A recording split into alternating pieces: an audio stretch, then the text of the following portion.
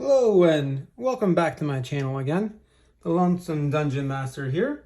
Today we're going to pick up on part 4 of a night at the Brazen Monkey Inn in our solo Advanced Dungeons & Dragons campaign, No Regret in Ket. Our two most talkative party members, Zawar and Farouk, had spoken with the lore master in the city of the guard recently, and our other two party members, Muhmala and Jisna, have been mingling with the crowd in the Brazen Monkey at night. So we're going to pick up there with sort of their escapades in the bar and what we can find out today. As we recall, the last time we were here, the room is kind of smoky. There's lots of talking going on. There's the hypnotic pattern of the snake charmer's flute, sort of hanging in the air and entertaining people. Today is the end of Earth Day, the wee hours of Earth Day, and tomorrow's free day in the world of Greyhawk and the nation of Ket. So most of the people are not working tomorrow. They don't have any sort of obligations that they need to do. So sometimes they like to party late into the night. And today we're going to find out, or this evening we're going to find out what all the to-dos are in town. So last session we rolled up some people in the inn, new members in the inn. People are still there, people who have left, and this is where Muhmala and Jisna are going to come into and discuss things. What we like to do, what we've done before, when this happens, we come in, we want to see. So they're out there. Muhmala's he's a striking presence as like a large half orc. Jisna's a cleric of Istis, so she has like some sort of cachet or interest in the group in the inn, and we're going to find out how interested all these people are that we pulled out last time are in speaking to them, and then we'll go down in order of who's got the most interest and who doesn't. So we go 1 to 10 for interest level for that. So we're going to start with Ender Ferretbane, who's our resident trapper. He's from 40 miles north. He's a regular and he shows up once to twice a month. But we're going to find out his level of interest in speaking to our adventurers. 2, so he's not very interested. So we'll put him lower. His interest level is low. If our characters were interested in speaking to him, they could entertain or engage with him. But I'm not sure Ender Ferretbane really has their interest. He's a trapper in the area.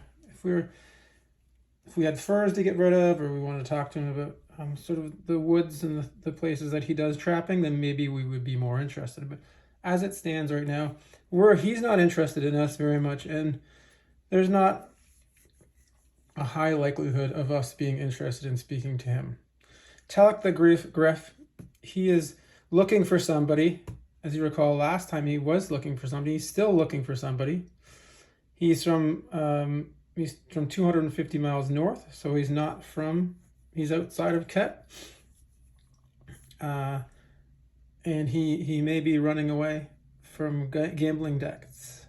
So we'll check out his interest in speaking to us today. And that's a 6. Wow, 6. So we'll call him mildly interested in speaking to us.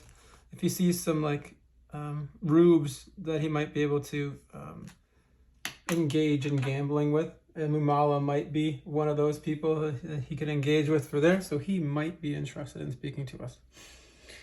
And then we rolled up an adventurer, and today I rolled up the sort of what they are. Her name is Alnara. She's a first level fighter, and she's hanging out with another first level fighter, Tiernan, who's part of her adventuring group. I guess they're a duo. And what they're doing right now is they're arm wrestling and testing their strength. And we'll see whether or not they're interested in talking to us, or you know, Muhmala's presence there has interested them, or maybe it's scaring them away. So that's a 5. So they have medium interest in the two of them. Then we have an official. I rolled up where he was from. He's from 15 miles east. His name's Noligar. I mean, he's from Lake Topaz, which is 15 miles east. It's this little lake here, outside, on the edge of this 30-mile hex in the hilly region. So he's from Lake Topaz, and he's the Shreve from there. So he's the local sort of local leader of that little hamlet. And he's coming here because there's a lake menace.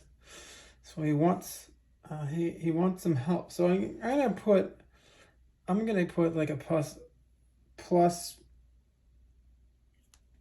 I was gonna put +2 behind this.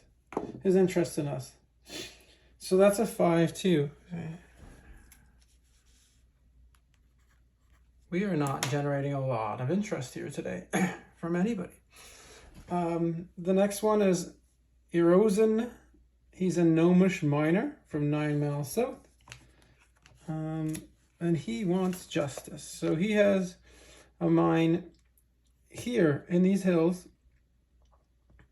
near not too far from the dungeons of Tarush, 6 miles, but with the hills and the mountains in the way, it could seem like much farther.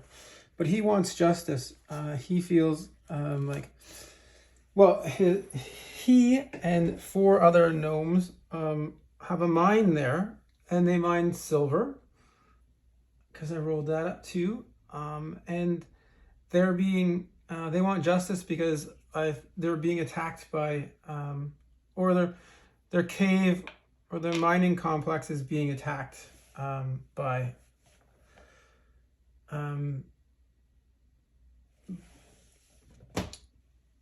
antagonistic monsters. So we can roll up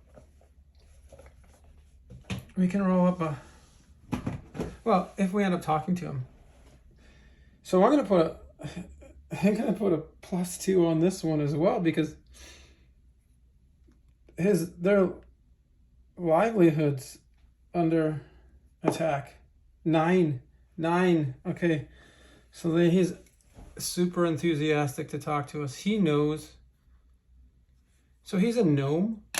So he knows New Shane as well. So perhaps New Shane had told him about us, and so he's excited about talking to us about his problem and his with his fellow gnomish miners in his mine about 9 miles south. So we can find out what that problem is. We've got number 6 here. There's a farmer and a shepherd. They're locals. They're minding their own business. Just talking, enjoying the snake charmer. I'm going to suggest that they're not interested at all, because when I rolled what their reason for being there was, they're just there to mind their own business. They're enjoying the entertainment. They're enjoying that tomorrow is a day off, and they don't really want any problem. And the entertainment, number 7, is a snake charmer. Her name is Meltem Sass. And she's not very... not a lot of people want to talk to her. They're interested in the snake, who's obviously hypnotized by the music. People feel like it's magic in some kind of way, that she has some sort of magic energy to charm that snake. But at the same time, she's not a good people person. I rolled up her general traits. She's violent, she's sadistic, and she's hostile. So she doesn't like people going near her or her snake. But people do enjoy a good a good snake charming time. So she travels around to different inns and taverns across, I would assume, Ket, and plays for the crowds, but plays for the money and doesn't care for the crowds. Essentially, she just wants the money. So she's otherwise occupied playing her flute, so she won't be talking to them today. If something breaks out, or we come across her at a low time and she's just hanging out in the inn, then perhaps we could talk to her. But she's busy doing her work right now. So here we are. This is what we have in terms of the interest levels of the people. So Erosian is going to come up to them. I'm assuming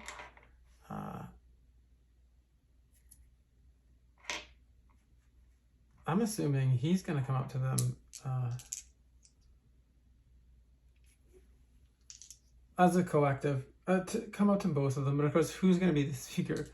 I think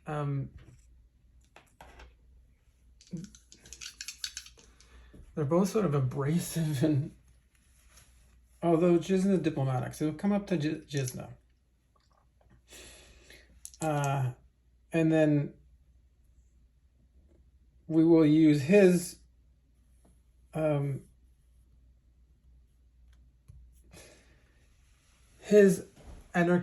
encounter reactions, because he's engaged in the encounter. We're the ones who are like accepting it. So Erosian is he's curious and inquisitive, so it's +1 to 8, and he's well spoken. That is also +1 to 8. So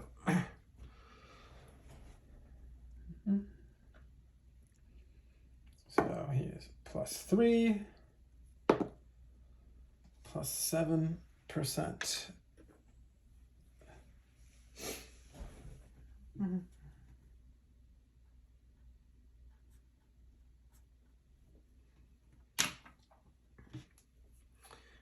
He has an adventuring need, and it's in kind of the area that they've been in and they're sort of familiar with, and so we're going to add a +20% to that, because we'll call him we'll call it sort of the local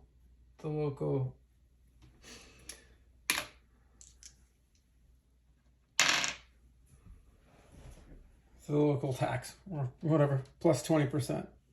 So here we are, the moment of truth.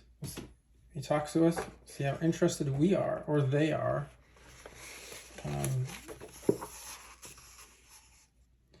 And here we go for our encounter reaction.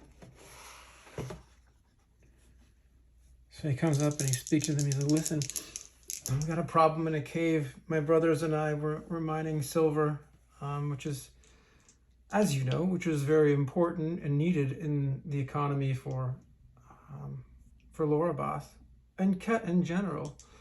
So we do a good service to the people in the area here, and our silver vein, while not large, is still paying off. But we are being attacked by nefarious beings, and we'll see how interested they are. But what we're going to do first is we're going to find out what kind of nefarious beings might be attacking. I feel like we do like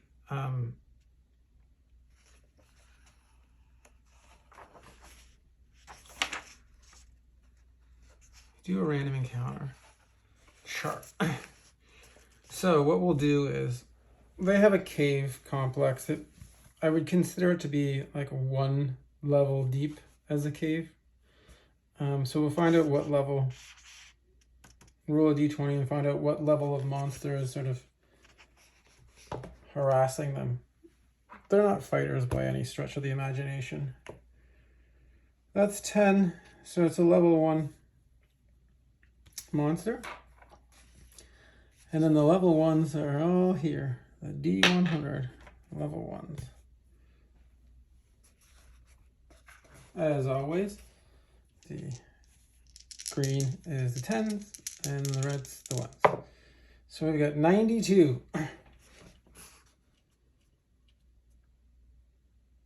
Nah, haha. Okay.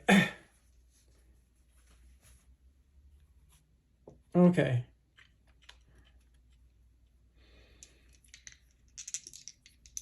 It says a shrieker. I'm going to say that there's a shrieker in there. Maybe they've dug a little deeper and found a shrieker, but the shrieker's a guard for something else. There's no way that a shrieker is trying to take over the silver mine. So then we got a 13 fire beetles. Fire beetles. Okay. So it's really a need for extermination. We don't know how lucrative this is going to be, but that's the issue. So that they were going further back to find more of the vein, and they uncovered a nest of fire beetles. Okay. That's great. So now we have adding to the mythology here. So there are fire beetles in the area. Fire beetles do provide some sort of, their shells and their glands provide some sort of money they can get. But there's also the experience, and there's also helping out the gnomes. Maybe they can, pay for such services. So we're going to see how interested they are in that. And then when they're talking about fire beetles, we don't have a lot of experience with fire beetles. Our particular crew, they hear the word beetles and they're thinking, well, that can't be that difficult. So they think it's going to be an easy thing. So I'm going to add another 10%. Another 10% to this roll, making it a total of plus 37%.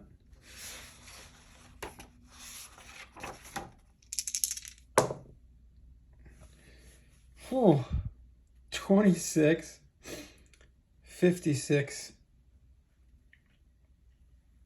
63. 63 is uncertain, 55% prone towards positive. Okay.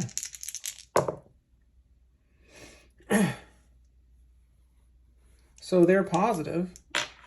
So I think we sort of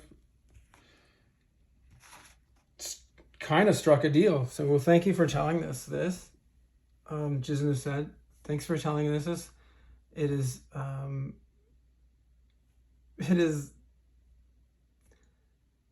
Istis's will that we take care of this for you. All right. And so what we tend to do, what we tend to do, or if you've been listening to my shorts, Jisna really makes her decisions based on the roll of a die.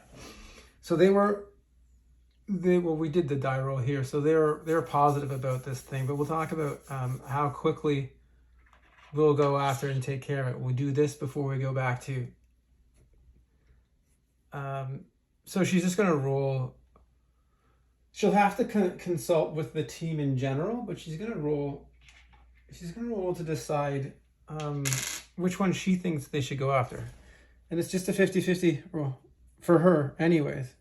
So it's Dungeons of Tarouche is 1 to 3 because we've already been there, and 4 to 6 is the Gnomish silver mine. So Istis wills it. We will go take care of the Gnomish silver mine before we head back to the Dungeons of Tarouche. And they say, well, thank you very much. And then Muhmala sort of grumbles a bit about her making decisions unilaterally. But, her being a spiritual sort of person, they sort of follow sort of the things that she says. So that was a good one. And we know that there are fire beetles. Is it a nest? Or just a few fire beetles? I don't know, but it could be an easy, the burglar or the thief in Muhmala thinks if it's an easy smash and grab, then maybe we should do that. So there's that. This is a good one. Oh, this is a Rosen down here. This is the one. No Legar. So that's our first interaction. Telek the Griff, semi-interested. He's hostile to us. So he's negative, really. -6. -13.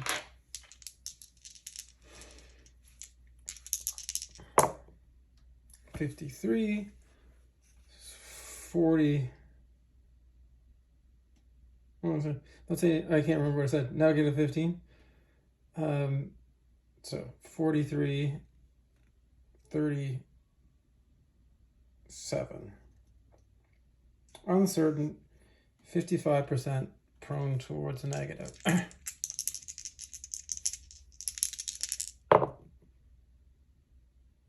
Okay.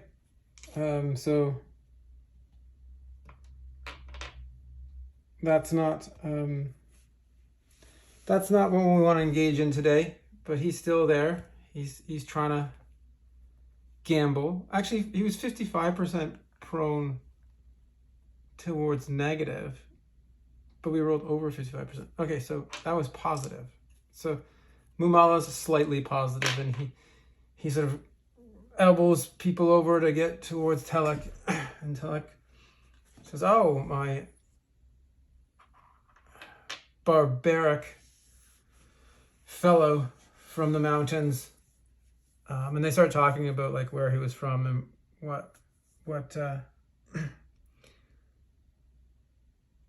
what he knows and his travel here, as he did come over the mountains to come through Cat and come here, but he doesn't give away a lot.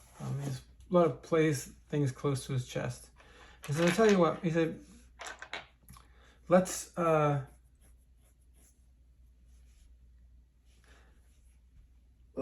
gamble. Let's throw some dice and gamble." And he brings out like his little pack of dice or whatever. We're gonna roll to see who's gonna roll higher and who's gonna take the money. He says, "We'll keep it low for you, good sir. We'll start with 10 gold pieces." And Muhmala's deciding. But Muhmala likes, he wants to show that he's dominant or whatever. He says, yes, sure. We can do this, little man. Although I assume like Telek seems to be like, I think he's a bigger man. He's not a strong man, but he's a bigger man. He likes, he's quite hedonist, so he eats a lot of like fatty foods. He doesn't exercise a lot. He drinks, he smokes, and he wears fine, wonderful jewelry and clothing. Almost gaudy in a way because, he's a gambler. So we're just gonna roll off here just to start. I mean, there's other ways that we can do gambling. There's other things we can gamble for, but we're just like dipping our toes in the water on this one. So he'll let Muhmala go first. He says, "Ooh, doubles. Good throw, sir. 6. You're halfway there. 4. Oh my. Muhmala wins, gambles with him and wins 10 gold pieces.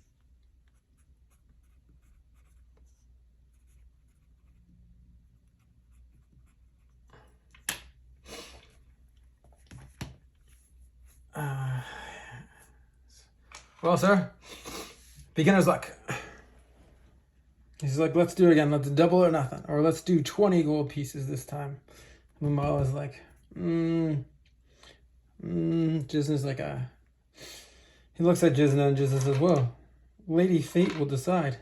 The dice are a good thing. They've been good to you so far." And then Jisna decides she's going to roll a dice on her own. 4 to 6. Fortune smiles. she says, no, Muhmala, no, fortune doesn't smile. I think you should back away. And Muhmala shakes his head and he's like, well, I'm going to take it. I'm too busy to keep gambling right now. We have works to do. And obviously Telek's not going to be happy about that. And he's hostile. And he's like, you're a chicken. It's like, you know what? For all your beef and all the strength that you have and all your barbaric brutality, you are you're fitting the mold of a stereotypical moron. We're just getting going. We're just having a good time. I couldn't believe that you wanted to do that. And so here's the deal. Oh, Muhmala, so Jisna like tells Muhmala, well, you know, Mehmet's still kind of here, and so are his guards, kind of. And they're like, you know, the security is here, and we can't risk an altercation at this point. But you know what? One day, Telek, if you're still around, you big slob, there will be a reckoning. So then they leave that, but they also got their 10 gold pieces. So, and then we have, I think, Alnara and her friend Tiernan are not necessarily that interested. So we'll find out if we want to. We'll find out if they want. It's 50-50, I suppose. Do they want to engage with us? I see Muhmala walking around. Muhmala was gambling, so... yes, they do want to engage with us.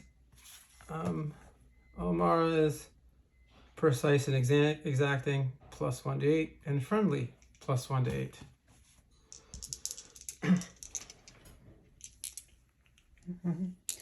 So... 6, 8, 14.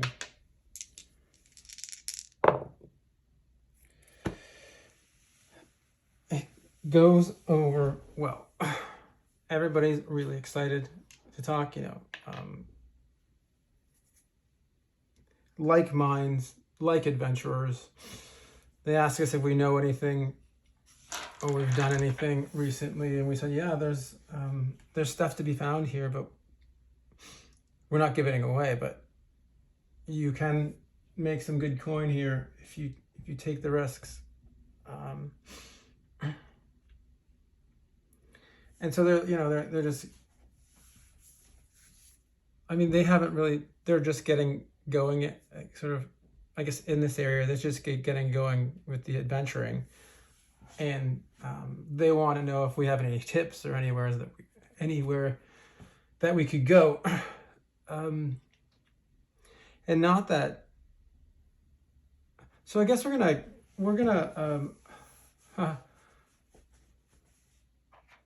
again, Jisna goes, do we offer up some information about where we could send them? No. She says, fortune does not shine upon you tonight, fellow adventurers. You take your risks, and you take your adventuring ideas into your own hands. And maybe when you come back, if Istis is still pleased with you and still smiles upon you and you find success, come back and we'll talk and share notes. Otherwise, continue as you are, wrestling those arms of yours. So, yeah. They were excited to talk to us. But Jisna said no.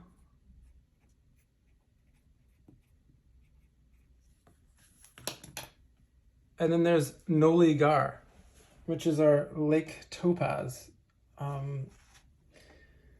fellow. He's studious, but he's abrasive. So +1 to 8, -1 to 8, +8. So a total of plus 6%. He has a need. He's a local. So 10% plus 10% plus 20% plus 6%. Okay. Plus 10% plus 36%.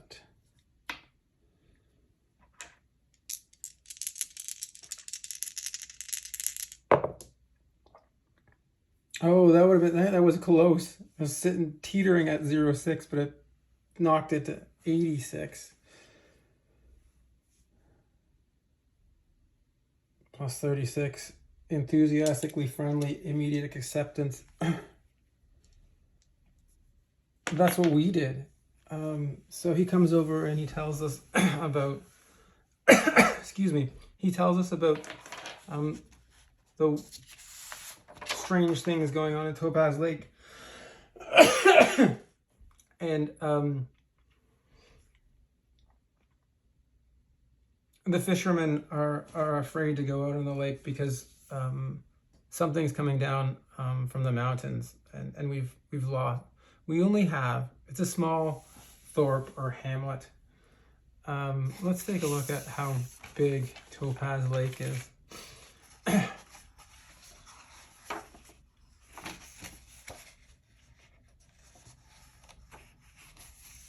These are random encounters.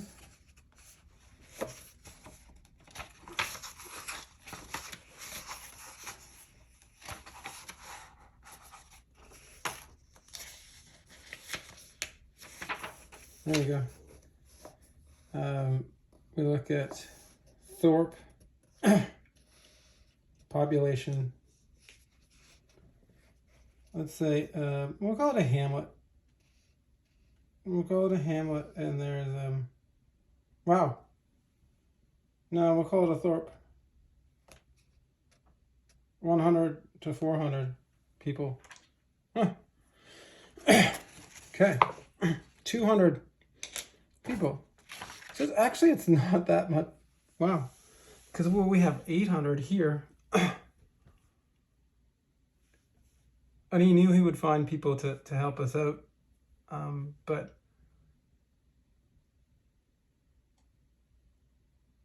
yeah, the hamlet's 1 to 4. So there's 200 folks in Lake Topaz.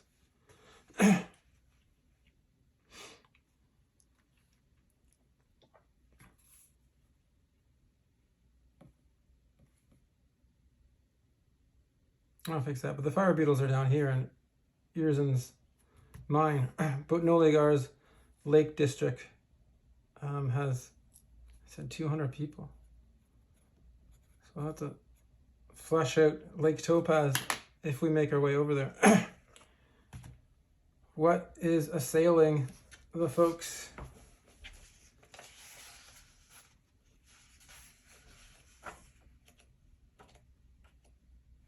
Of course, we can do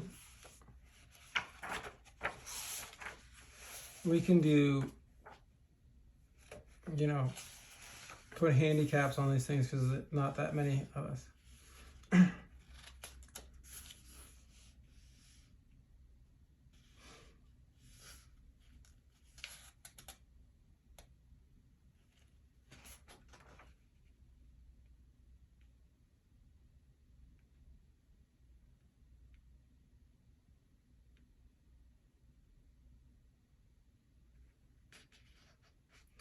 Wow. Okay, this is interesting because of the. Yeah, I like this. Things could get really funky here. So we got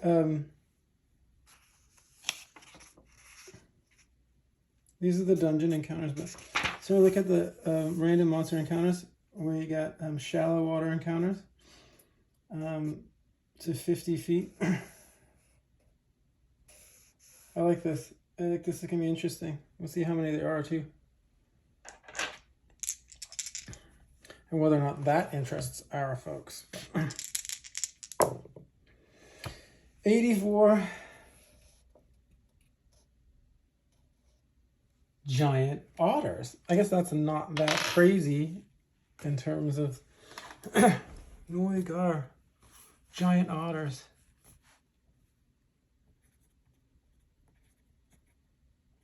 He doesn't know what to do.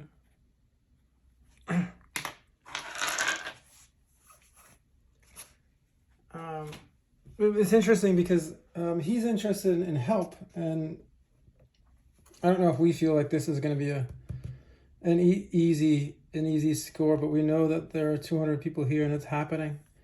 And as the days go by, people could die. People could it could get like depopulated unless Hadar takes an interest. Let's see how many people have. I'm gonna roll a d10 again. How many people have been killed?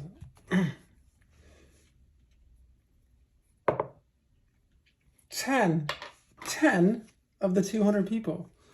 So there's 190 now, minus 10, so 190. 10 people have died. So this is a big deal to them. 10 of them have been killed, and we'll say in the last month. All right, so this is an emergency for Noligar to get people to help him out. And Jisna is going to make a...